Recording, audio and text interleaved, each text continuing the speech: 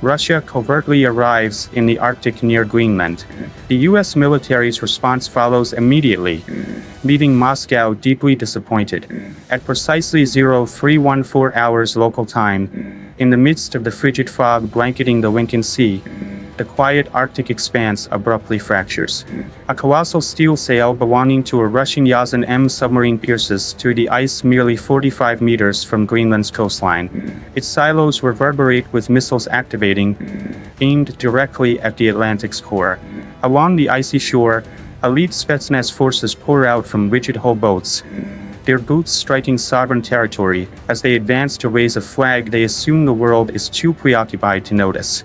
They believe themselves to be phantom hunters operating in a blind sector of American surveillance while the Pentagon focuses on Greenland.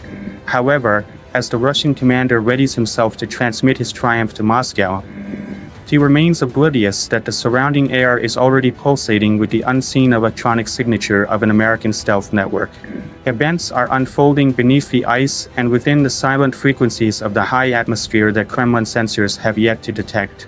Remain with us through the conclusion of this operation, because how this clandestine landing terminates involves a precise invisible assault and a sequence of vanished Russian resources that Moscow still cannot adequately explain to its citizens.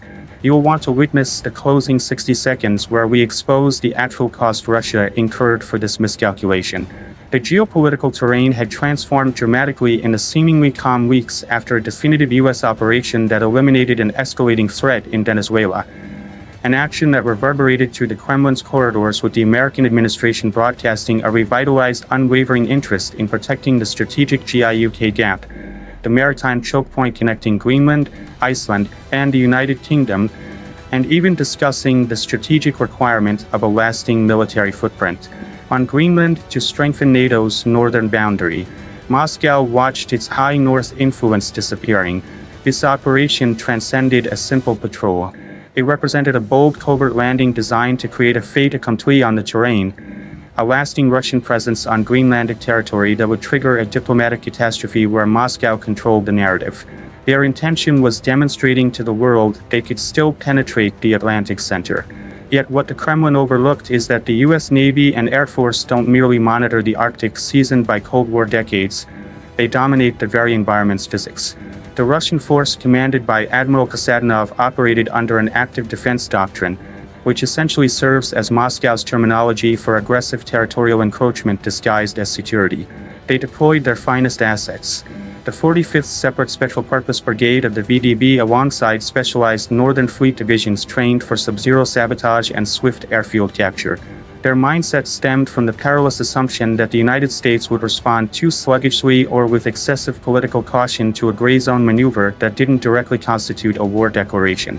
They employed the Krasnoyarsk, among the quietest nuclear-powered cruise missile submarines in their arsenal, to establish an undersea defensive perimeter, trusting its sophisticated sonar would identify any American intrusion well before it posed danger. Their approach involved landing, fortifying, and installing a long-range S-400 missile barrier, then reviewing their presence globally, establishing a fresh Cold War paradigm instantly. They wagered on the notion that the US remained preoccupied with South American and Middle Eastern operational demands. It constituted a gamble of monumental scale, a tactical maneuver founded on the antiquated premise that American satellite monitoring could be neutralized by relentless Arctic weather systems, and that US reaction time frames suffered from the considerable distance from the continental United States. They anticipated a week of diplomatic negotiations. They never anticipated a devastating strike within 60 minutes. Additionally, the Russian command hierarchy exhibited severe overconfidence. They trusted their Polyak electronic warfare platforms could conceal their signatures from Western detection. They advanced with the hubris of a force that hadn't encountered peer-level technological opposition in decades. The Russian Ministry of Defense presumed that because the US was occupied integrating new Caribbean systems, the GEOPOLITICAL gap would be relegated to minimal crews. They neglected to consider that the US Navy doesn't simply abandon a theater, it automates it. The seabed sonar arrays, components of the modernized SAUKUS network, were already transmitting the Krasnoyarsk signature to Virginia-based analysts. Every rotation of its 7-bladed propeller underwent logging, analysis, and weaponization. The threat assessment wasn't merely elevated, it was critical. Moscow's objective was establishing a buffer territory, yet their strategy reflected a fundamental miscalculation of American logistical velocity and sensor integration. They marched into a trap while believing they wielded the advantage. Meanwhile, the Americans waited with the technological superiority that characterizes contemporary U.S. military philosophy. The counteraction was led by the USS Gerald R. Ford Carrier Strike Group, which had been positioned in the North Atlantic under complete EMO and emissions control protocol, rendering the 100,000-ton supercarrier essentially undetectable to Russian electronic reconnaissance. The core of the American counterstrike was the Aegis combat system aboard the Arleigh Burke-class destroyers, particularly the USS Donald Cook, which deployed its ANSPI 6D1 radar to monitor the Russian frigates through the densest Arctic fog and snowfall. This radar possesses such sensitivity it could identify a bird-sized target at hundreds of miles distance, much less two 4,500-ton frigates. While the Russians battled physical sensor icing on their older, less advanced equipment, the U.S. Navy utilized P-8A Poseidon aircraft to deploy a sophisticated network of multistatic sonobuoys surrounding the Russian Yazan submarine. Each buoy functioned as a digital junction in a system that transformed the underwater domain into a transparent environment. The U.S. wasn't simply preparing to intercept, they were orchestrating a masterclass in dominance. They launched a flight of F-35C Lightning IIs, the most sophisticated sensor platforms available, which employed their multifunction advanced data link to coordinate a simulated strike package that Russian systems wouldn't detect until the missiles reached exactly 45 seconds from impact. Each F-35C operates as an aerial coordinator, merging satellite data, subsurface buoy intelligence, and ground sensor information into a unified lethal picture. This wasn't an even confrontation. It was a showcase of a multi-domain snare where every Russian action faced a computer-generated counter before Russian captains could finish their morning beverages. The American preparation level was comprehensive. The USS Donald Cook wasn't isolated. It enjoyed support from the Ford's air wing firepower, including A-18G Growlers precisely calibrated to Russian S-400 radar frequencies. The Navy also deployed the recently introduced Tomahawk Block 5 missiles, capable of retargeting mid-flight and equipped with seekers that distinguish between frigates and civilian craft through substantial interference. Every combat information center sailor was a specialist conditioned to manage high-pressure situations with surgical composure.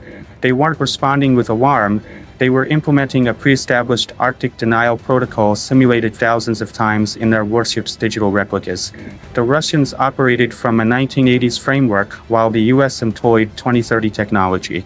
The American integration velocity meant that from the initial Russian boot contacting Greenlandic ice, a complete kinetic resolution stood prepared. At 0352 hours, the confrontation's peak commenced. It didn't begin with explosive sounds, but with a silent, crushing demonstration of technological supremacy that immobilized the Russian fleet. As the Russian Spetsnaz prepared to position the Russian Federation flag on a ridge above the landing zone, the sky overhead suddenly illuminated as though sunrise had occurred during night. Two U.S. Air Force B-21 raiders conducting their inaugural real-world high-stakes mission released multiple long-range anti-ship missiles, the LRASMs not targeting the Russian vessels, but programmed for high-speed, low-altitude passes just 50 feet above the frigate's masts.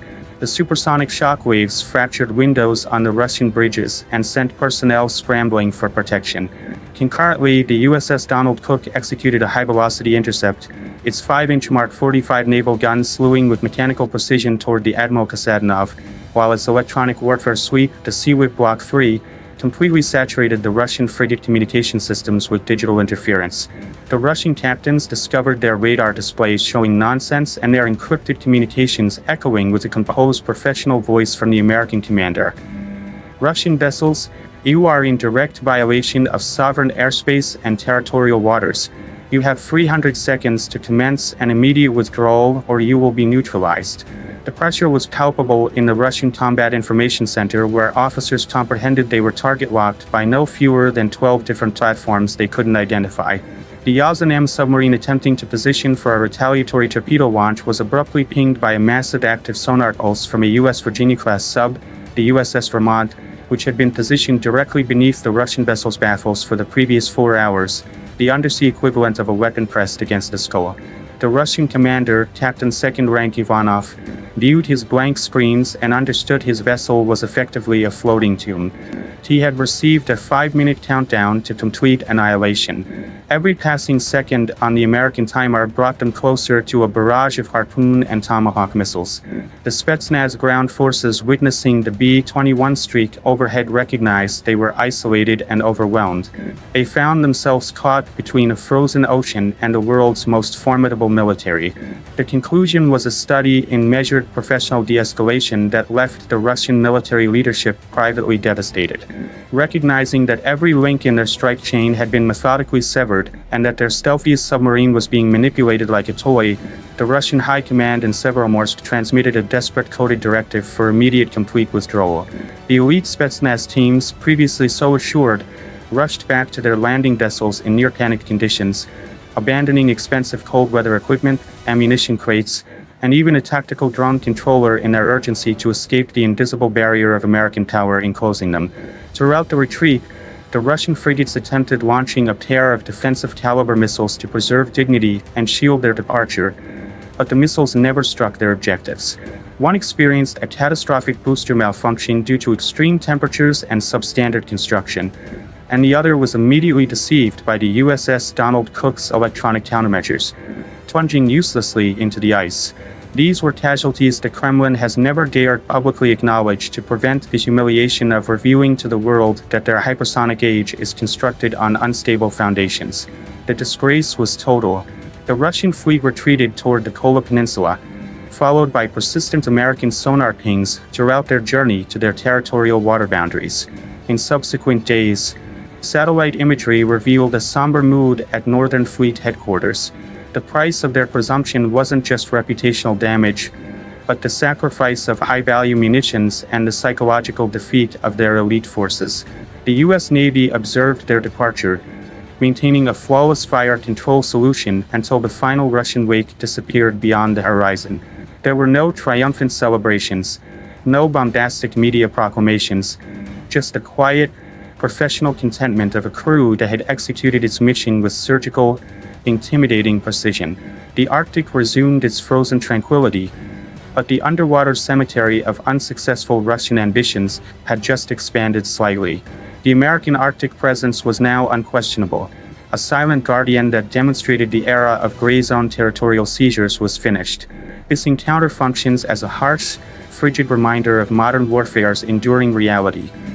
Power in the 2020s isn't simply about fleet magnitude or propaganda volume, but information velocity and sailor discipline. Russia attempted executing a 20th century strategy of territorial aggression and force supremacy in a 21st century environment of comprehensive surveillance and coordinated strike capacity. They discovered that the Arctic isn't a lawless wilderness they can intimidate freely, but a domain protected by those who command technology, logistics, and training. The U.S. Navy's immediate response wasn't coincidental or fortunate. It was the unavoidable outcome of decades of preparation, multi-billion-dollar R&D, and a determination to resist intimidation by adversaries operating covertly. As we face a future where global tensions persist and rising and adversaries continue testing the free world's boundaries, we must acknowledge that peace is preserved not through hollow diplomatic rhetoric, but through the undeniable, visible capacity to prevail in any conflict, in any setting, at any moment. The lesson for Moscow is unmistakable. If you challenge the maritime masters in their domain, prepare for a very prolonged, very humiliating, and very frigid journey home. The strategic significance of Greenland is now irrefutable, and the message to the world is that the U.S. will not waver regardless of location or timing. Today's lesson for the world is straightforward. Never mistake American restraint for American vulnerability, because the instant that boundary is violated, the response will be as swift as it is conclusive. Stay vigilant, stay informed, and always remember that the global order's rules are established by those who possess the determination and the technology to uphold them. Would you like me to analyze the specific radar frequencies used in this Arctic intercept?